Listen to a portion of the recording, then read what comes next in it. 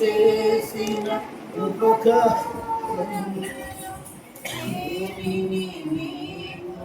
మరువకుమా, ఆయన చేసిన ఉపకారములలో దేనిని నీవు మరువకుమా.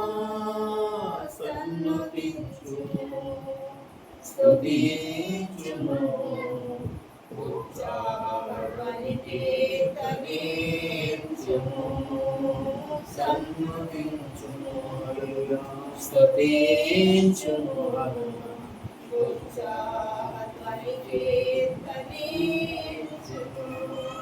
యెహోవాయే దేవుడు, ఆయన పరిశుద్ధుడు, సమస్త సృష్టి ఆధారుడు.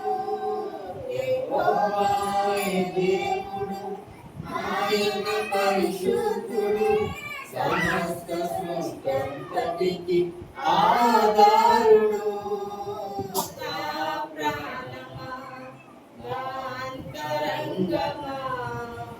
నాలో ఉన్న సమస్తమా, నా ప్రాణమా, నా అంతరంగమా, నాలో ఉన్న నా సమస్తమా. యెహోవాయే దేవుడు, ఆయన పరిశుద్ధుడు, సమస్త సృష్టంతటికి ఆధారుడు. యెహోవాయే దేవుడు, ఆయన పరిశుద్ధుడు, సమస్త సృష్టంతటికి ఆధారుడు.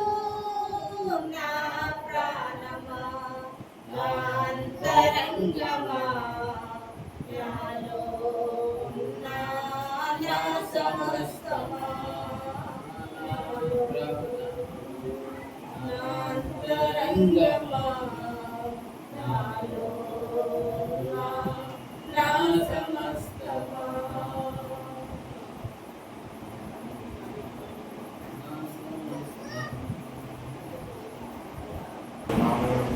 స్తోత్రములు వందనాలు తెలుస్తున్నాను. థ్యాంక్ సహాయం ఆశీర్వదించండి. తండ్రి కీర్తన భాగం నుంచి మాతో మాట్లాడే అశోకని ప్లీజ్ అన్న అశోకని ఈ మాటలతో బలపరచండి, మీ ఆత్మలో బలపరచండి, మీ విశ్వాసాన్ని స్థిరపరచండి, మీ నామ మహిమాత్మగా నడిపించండి, సహాయం చేయండి. యేసు నామములో ప్రార్థిస్తున్నాను పరలోకపు తండ్రి. నీతి స్వరూపమైన యెహోవా ఘనమైన నామానికి మహిమ. తన అతిక్రమములకు పరిహారము నొందినవాడు, తన పాపములకు ప్రాయశ్చిత్తము నొందినవాడు ధన్యుడు.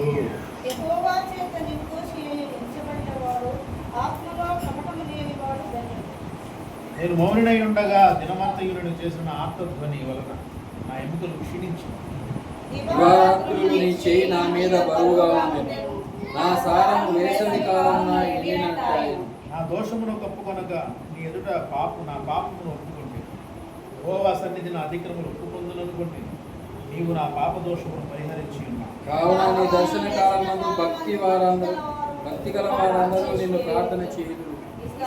జల ప్రవాహం నా దాగుచోటు నీవే, శ్రమలో నుండి నీవు నన్ను రక్షించదు, మోచన గానములతో నీవు నన్ను ఆవరించదు. నీకు ఉపదేశము చేసేదను, నడవలసిన మార్గమును నీ మీద దృష్టి ఉంచి నీకు ఆలోచన చెప్పేదను.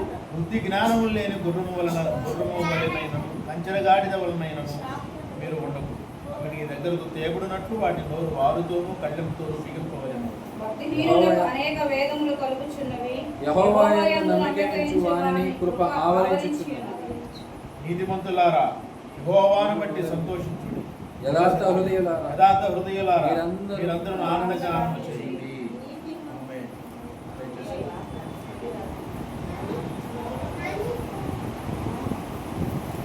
ఎరా ఏంటి ఎక్కడికి పోతాం? షాపులు బందేవాడ. వందనాలు. దావీదు కీర్తన దైవ ధ్యానము తన అతిక్రమములకు పరిహారమునందినవాడు, తన పాపములకు ప్రాయశ్చిత్తమునందినవాడు ధన్యుడు. యెహోవా చేత నిర్దోషిని ఎంచబడినవాడు ధన్యుడు. ఆత్మలో కపటం లేనివాడు ధన్యుడు. నేను మౌనినై ఉండగా నీతి దినమంతయు నేను చేసిన ఆర్తంతోని వలన నా ఎముకలు క్షీణించినవి. యువరాత్రులు నీ చెయ్యి నా మీద బరువుగా ఉండను. నా సారం వేసవకాలంలో ఎండినట్టాయను. ఇది దావీదు దేవునికి చేస్తున్నటువంటి ప్రార్థన, ధ్యానం. అంటే తనకు తాను బోధించుకుంటూ అలాగే వినేవారికి బోధిస్తూ దేవునితో మనం ఎలా ఉండాలి, దేవునికి మనము దగ్గరగా ఎంత దగ్గరగా అయితే దేవుడు మనకు తోడున్నాడని మనం భావించగలుగుతామో అనే ఒక ఉపదేశాన్ని దావీదు ఇందులో చేస్తూ ఉన్నాడు. తన అతిక్రమములకు పరిహారము నొందినవాడు, తన పాపములకు ప్రాయశ్చిత్తము నొందినవాడు ధన్యుడు. దేవుని చేత యెహోవా చేత నిర్దోషిని ఎంచబడినవాడు ధన్యుడు. ప్రైజ్ ది లార్డ్, హల్లెలూయా. మనం చాలా గుర్తుపెట్టుకోవాలి. మనుషులు ఎదుట మనం నీతిమంతులుగా కనపడవచ్చు, కానీ యెహోవా చేత మనము నిర్దోషులుగా, దోషము లేని వారిగా మనం ఆయన చేత అనిపించుకోవాలి. యెహోవా చేత నిర్దోషి అని ఎంచబడాలి. మనుషులు కాదు మనం పోడాల్సింది. ఎందుకంటే మన హృదయము, అంతరంగము, దానిలో ఉన్న సమస్తము ఎరిగిన వాడు దేవుడు. ప్రైజ్ ది లార్డ్, హల్లెలూయా. మనం మనుషులు ఎదుట ఎన్ని నీతి వాక్యాలు మాట్లాడినా, ఎంత అసలు తగ్గింపు గుణాన్ని మనము ప్రదర్శించినా, నటించినా, మన హృదయం ఎరిగిన వాడు యెహోవాయే. యేసుక్రీస్తు ప్రభు వారు బోధించే సమయంలో శాస్త్రులు, పరిసయ్యులు, సద్దూకయ్యులు వచ్చి మాట్లాడుతున్నప్పుడు వారి హృదయంలో ఉన్నదంతా ఆయన మాట్లాడేస్తున్నాడు. వాళ్ళేమో నొచ్చుకుంటున్నారు. అంటే ఆయన హృదయములు ఎరిగినవాడు, ఆయన అందరి హృదయములు ఎరిగినవాడు కనుక ఆయన తన్ను తాను వారి వశపరుచుకోలేదు. అంటే ఆయనని వశం చేసుకుందాం అనుకున్నారు వీళ్ళు. ఆయన వశం చేసుకొని, ఆయన అడ్డు పెట్టుకొని డబ్బు సంపాదించాలన్న ఒక ఆలోచన. ఆనాడు ఉన్నటువంటి శాస్త్రులు, పరిశీలించి సద్దూకయ్యులు. కానీ ఆయన అటువంటి వాటికి ఏమాత్రం కూడా చోటు ఇవ్వాల, ఏమాత్రం ఎడమివ్వాల. ఏమంటే ఇలా జరిగితే వచ్చి నుంచుంటాడు. నేను ఇవ్వలేదనుకో వాడు ఎందుకు వస్తాడు? అలాగే యేసుక్రీస్తు ప్రభువారు తన పక్కన ఎవరో నుంచోడానికి ఏమాత్రం కూడా అవకాశమో ఇవ్వలేదు. ప్రైజ్ ది లార్డ్, హల్లెలూయా. కాబట్టి యెహోవా చేత నిర్దోషిని ఎంచబడాలి. ఆత్మలో కపటము లేనివాడు ధన్యుడు. ఆత్మలో కపటం, ప్రతి మనిషి ఆత్మలో కపటం అంటే ఆత్మ కుళ్ళుతో, ఒక అసూయతో, నానా రకాల ఆలోచన తలంపులతో. అంటే మనం దేనికోసం ఆలోచిస్తున్నాం? దేవుని కోసం కాదు ఇలా ఆలోచించేది. ఆత్మలో కపటం దేనికోసం? ఈ లోకములో ఉన్న వాటి కోసం. ఈ లోకములో మనతో ఉండేటువంటి మనుషుల దగ్గర మనం ఆత్మలో కపటం ఉంచుకొని జీవిస్తున్నాం. ప్రతిదీ మన మాట నటనే కదా. దేవుడు అసలు మనము మోకరించి స్తోత్రాలు చెల్లిస్తుంటే ఎంత భక్తిపరురాలో అనుకుంటాం. చూసేవాడు, నేను మోకరించి ప్రార్థన చేస్తుంటే అప్పుడు ఎంత భక్తిపరుడు, ఇలాంటి వాడు లేడు ఈ క్రైస్తవ సమాజంలో అనేలాగా ఉంటుంది మన స్తోత్రాలు చెప్పేది, మనం ప్రార్థించేది. కానీ మన అంతరంగంలో ఉన్నది ఎవరికి తెలుసు? దేవుడు చూస్తున్న దేవుడు. ఎవరన్నారు ఆ మాట? ఆగర్ ఉంటుంది, చూస్తున్న దేవుడు. అద్భుతం. దేవుడు చూస్తున్నాడు, వాస్తవం అని. కానీ చూస్తున్నాడు, కానీ మన హృదయం అలాగే ఉంటుంది. చూస్తున్నాడు కానీ మనం ఎందుకో తెలుసా? కేవలం ఒకటే, నిర్లక్ష్యం. దేవుడంటే లెక్కలేనితనం, దేవుడంటే భయం లేనితనం, దేవుడంటే నథింగ్, అలవాటైపోయింది. హృదయానికి ఏం అలవాటైంది? దేవుని సన్నిధిలో నటించటం అలవాటైంది. దేవుని సన్నిధిలో థ్యాంక్ దేవుని ఆత్మ నాతో అంటున్నాడు, మీతో అంటున్నాడు లేదు నాకు తెలియదు. నటించటం అలవాటైపోయింది ఈ ఆత్మకి. ఆత్మకి అలవాటు అవ్వాల్సిందేంటి? క్రీస్తులో జీవించటం, క్రీస్తులో నటించడం కాదు. చాలా జాగ్రత్తగా ఇంత దినాలను అపాయకర రోజులు మనం అనుకుంటాం నేను సంఘానికి ఎంతో చేస్తాను, నేను దేవుని సేవార్థమై సంఘానికి ఎంతో ఖర్చు పెడుతున్నా,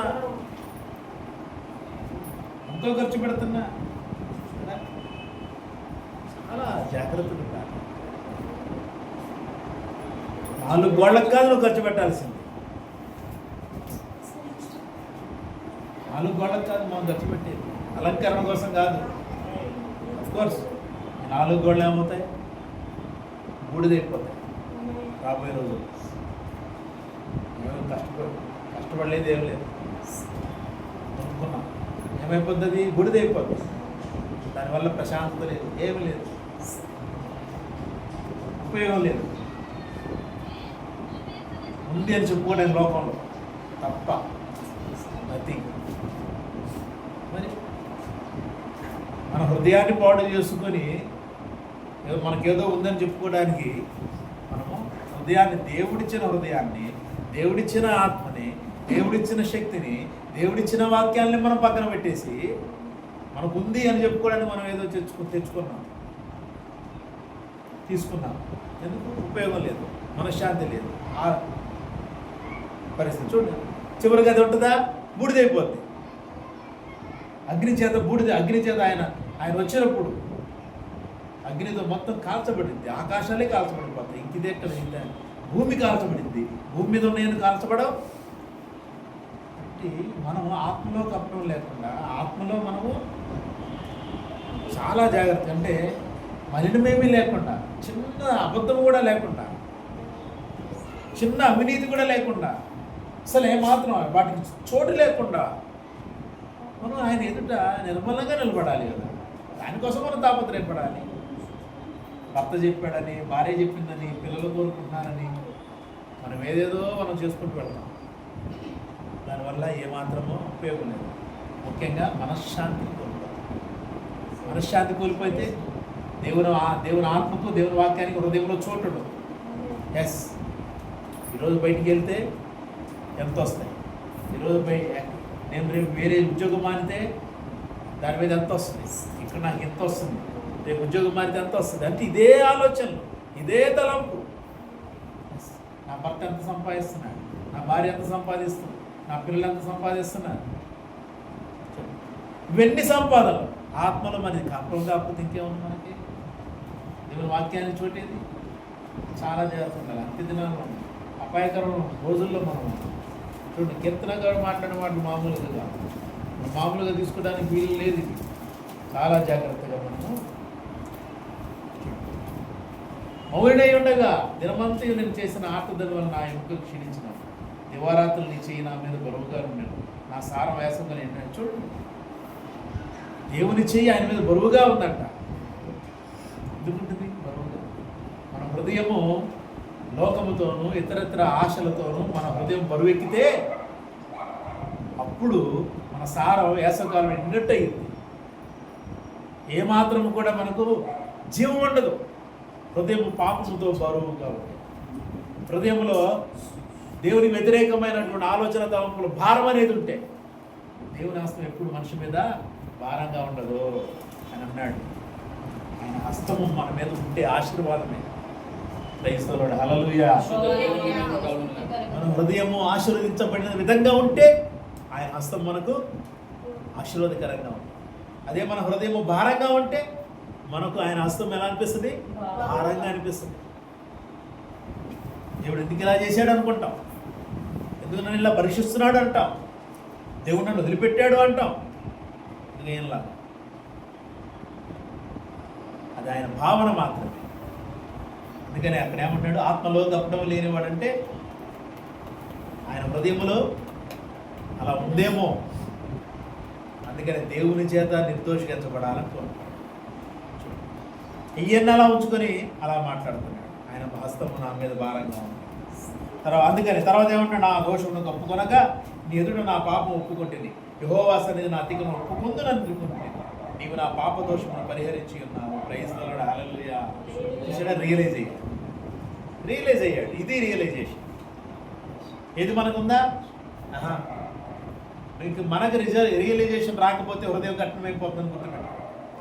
హృదయం కఠినమైపోయింది అని అంటే నువ్వెంత రియలైజ్ అయినా, చివరాఖరికి ఎంత రియలైజ్ అయినా, నీ హృదయం కఠినమైపోయిన తర్వాత నువ్వెంత రియలైజ్ అవ్వాలి తాపత్రయపడినా అది కాకపోతే బాధపడాల్సి ఉంటుంది. పశ్చాత్తాపంతో నిజమైన పశ్చాత్తాపం హృదయం నుంచి రాకపోతే బాధపడాల్సి ఉంటుంది. కాబట్టి చాలా జాగ్రత్త. హృదయం కఠినము ఉంది, పరిశుద్ధాత్మ తోడుగా ఉన్నప్పుడే మనము రియలైజ్ అవ్వాలి. చాలా జాగ్రత్తగా అంతిది నా కానీ దర్శనకాలంలో బతికెల వారందరూ నేను ప్రార్థన చేయుదురు, విస్తార జల ప్రవాహంలో పరల వచ్చినను నిత్యముగా వినా వారి మీదకి రావు. ప్రైజ్ ది లార్డ్, హల్లెలూయా. కావున దర్శనకాలమందు భక్తి గల వారందరూ ప్రార్థన చేయుదురు, విస్తార జల ప్రవాహం పొరలి వచ్చినను నిత్యముగా విని నా మీదికి రావు. నా దాగుచోటు నీవే, శ్రమలో నుండి నీవు నన్ను రక్షించదు, విమోచన కాలముతో నీవు నన్ను ఆవరించదవు. నీతిమంతులారా యెహోవాను బట్టి సంతోషించుడి, ఉల్లసించుడి, యథార్థ హృదయులారా మీరందరూ ఆనందగానం చేయుడి. నీతిమంతులారా యెహోవాను బట్టి సంతోషించాలి. గుర్రాలను బట్టి సంతోషిస్తారంట, వాటి బలాన్ని బట్టి సంతోషిస్తారంట. మనమైతే ఆయనను బట్టి సంతోషిద్దామని కీర్తనగా ఇక్కడ అదే అంటున్నాడు, నీతిమంతులారా యెహోవాను బట్టి సంతోషించుడి, ఉల్లసించుడి. చాలా జాగ్రత్తగా ఉన్నాం. యథార్థ హృదయులారా మీరందరూ ఆనందగానము చేయుడి. నీతిమంతులముగా యథార్థ హృదయం కలిగిన వారుగా ఆయన స్తుతిస్తూ, కీర్తిస్తూ, గణపరుస్తూ, ఉల్లాసముతో ఆనందగానం చేయడానికి నువ్వు సిద్ధపడతాం. దేవుడి మాటలు ఆశీర్వదించి తన కృపలో మనల్ని అభివృద్ధిపరిచి తన కృపాత్మతో మనం నింపి నడిపించను గాక. ప్రైజ్ ది లార్డ్, హల్లెలూయా. నీతి స్వరూపుని యెహోవా ఘనమైన నామానికి మహిమ కలుగును గాక. ప్రార్థన చేస్తాను.